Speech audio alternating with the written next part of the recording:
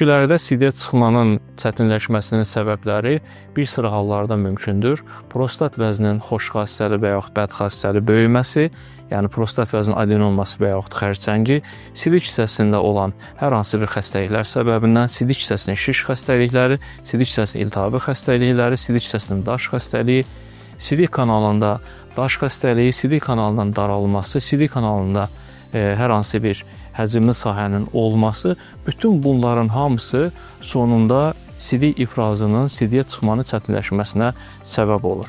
Bu baxımdan əgər hər hansı bir kişidə sidiyə çıxmağında bu və ya digər dərəcədə çətinlik hiss eləyirsə, bu halda mütləq surətdə həkim uroloqa müraciət eləməlidir.